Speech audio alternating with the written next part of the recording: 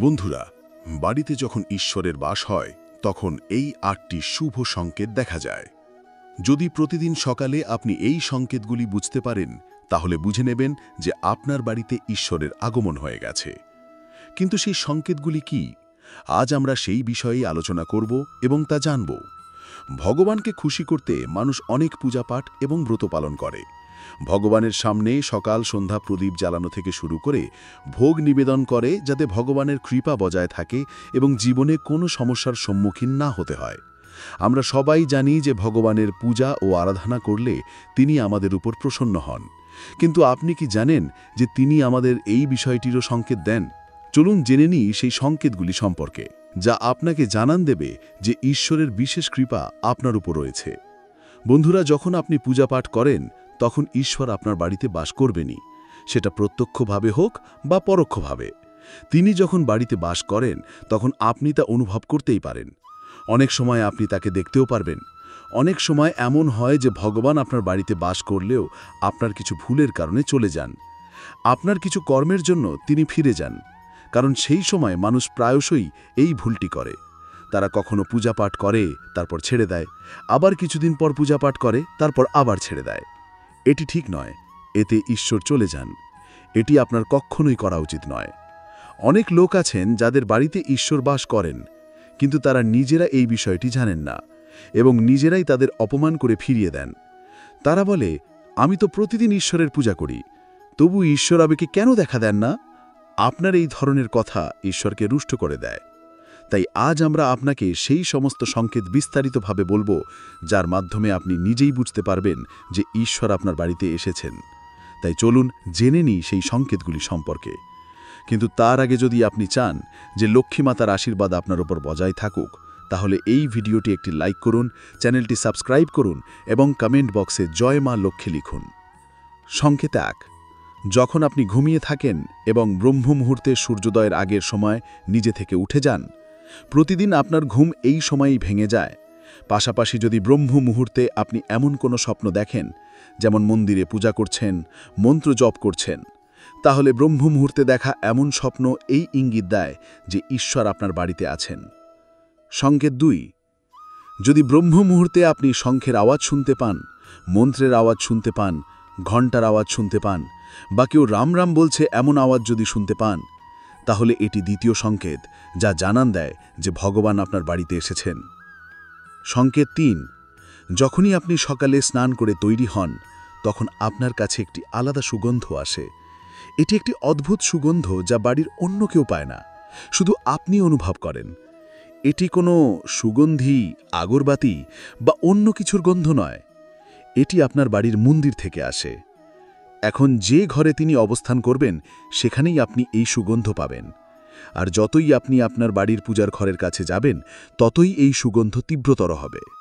বন্ধুরা, এই সুগন্ধ দেবী দেবতাদের উপস্থিতির ইঙ্গিতবাহী, যা আপনাকে জানান দেবে যে ঈশ্বর আপনার ঘরে বিরাজ করছেন। যখন নেতিবাচক শক্তি ঘরে প্রবেশ করে, তখন আপনি ঘরের ভেতর দুর্গন্ধ অনুভব করতে শুরু করেন। কিন্তু যখন ঈশ্বরের আবির্ভাব ঘটে, তখন ইতিবাচক শক্তি প্রবেশ করে এবং আপনি একটি মন মুগ্ধকর সুগন্ধ পেতে শুরু করেন।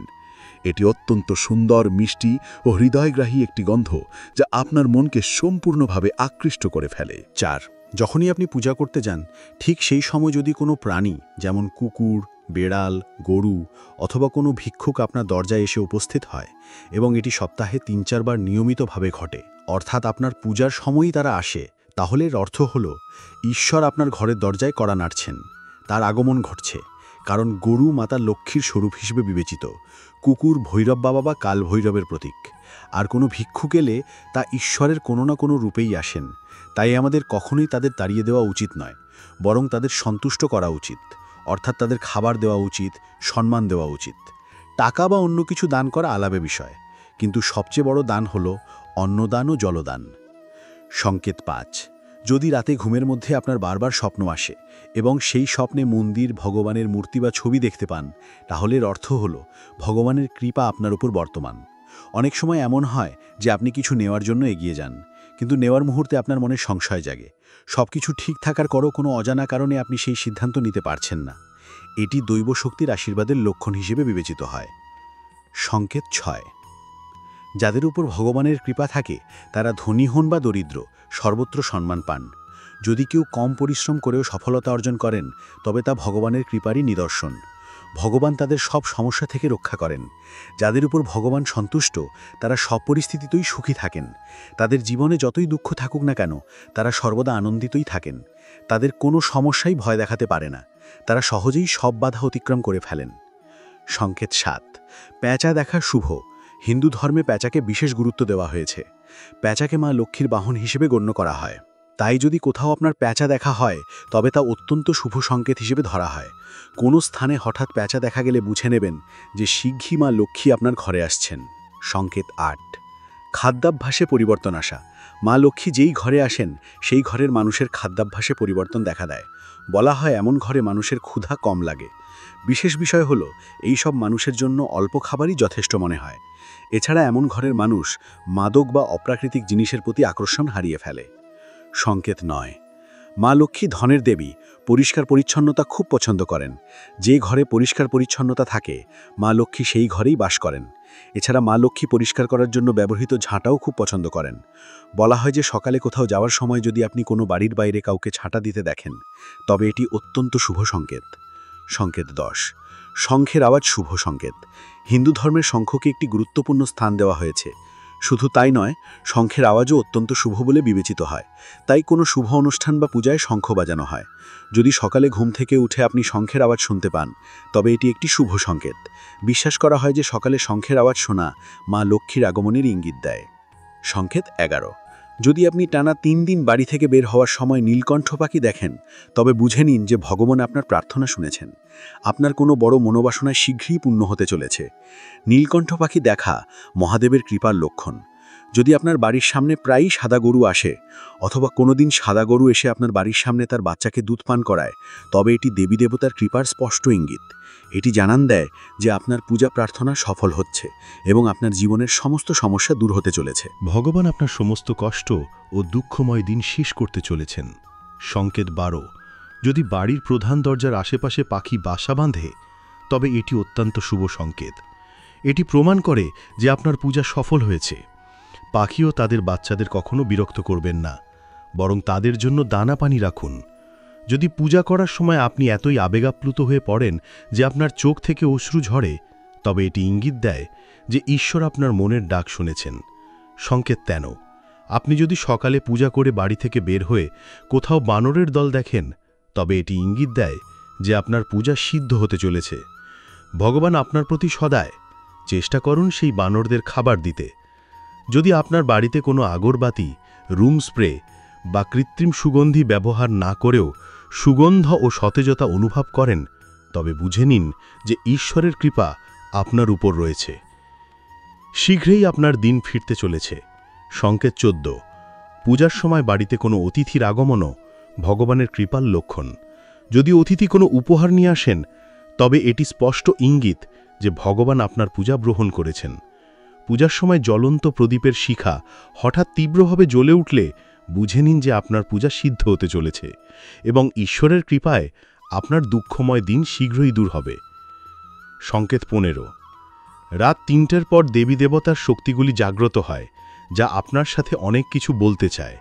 এই সময় বারবার ঘুম ভেঙে যাওয়া সাফল্যের ইঙ্গিত। আর রাত 3টের পর দেবতাদের কাছে প্রার্থনা কখনোই ব্যর্থ হয় না। ঈশ্বর অবশ্যই আপনার প্রার্থনা শুনবেন। সংকেত 16, যদি আপনি স্বপ্নে উঁচু পাহাড় ও সেখান থেকে প্রবাহিত জলপ্রপাত দেখেন এবং সেই জল পান করেন তবে নিশ্চিতভাবে সাফল্য লাভ করবেন। যদি আপনি নিজের শিক্ষাকে সঠিকভাবে কাজে লাগিয়ে পরিবার চালাতে পারছেন তবে তা ঈশ্বরের কৃপাই সম্ভব। বিশ্বে অনেক শিক্ষিত মানুষ আছেন যারা শিক্ষার সদ্ব্যবহার করতে পারেন না। যাদের স্বাস্থ্য ভালো থাকে তাদেরও ঈশ্বরের বিশেষ কৃপা রয়েছে। স্বাস্থ্য খারাপ হলে শুধু শরীরই ক্ষতিগ্রস্ত হয় না, আর্থিক ক্ষতিও হয়। তাই নিরোগ দেহ পেয়েছেন এমন মানুষদের নিজেকে ভাগ্যবান মনে করা উচিত। সংকেত 17, যদি আপনার জীবনসঙ্গী ভালো হয় তবে তা ঈশ্বরের কৃপা। একজন ভালো সঙ্গী সমগ্র জীবন সুখী করে তুলতে পারে, কিন্তু খারাপ সঙ্গী পেলে জীবন বিবাদ ও ক্লেশে কাটে। 2, সন্তান যদি আজ্ঞাকারী হয় তবে তা পরমেশ্বরের কৃপা। না হলে আজকাল অনেকেই সন্তানের কারণে দুঃখ পায়। 3, যারা সঠিক ভুলের পার্থক্য বোঝেন তাদের ওপর ইষ্টদেবের আশীর্বাদ থাকে। 4. স্বপ্নে ভগবানের দর্শন পাওয়া ও দেবকৃপার লক্ষণ। সকলের পক্ষে এটি সম্ভব নয়। 5. যারা ক্রোধ নিয়ন্ত্রণ করতে পারেন, শান্ত মনের অধিকারী এবং যে কোনো পরিস্থিতি ঠান্ডা মাথায় সামলাতে জানেন, তাদের ওপর ঈশ্বরের হাত থাকে। সংকেত 18. ভগবান আমাদের কাছে তার প্রকৃত রূপে দেখা দেন না, কিন্তু কিছু মানুষকে ভগবানের সমতুল্য গণ্য করা হয়, যেমন মাতা পিতা, গুরু বা ব্রাহ্মণ। পূজার সময় এদের কেউ যদি আপনার বাড়িতে আসেন, তবে তা অত্যন্ত শুভ। তাদের খালি হাতে ফেরাবেন না। পূজার সময় ভগবানের মূর্তি থেকে কোনো ফুল বা মালা আপনার ওপর পড়লে তা শুভ সংকেত। এটি ঈশ্বরের কৃপা ও মনোবাঞ্ছা পূরণের ইঙ্গিত।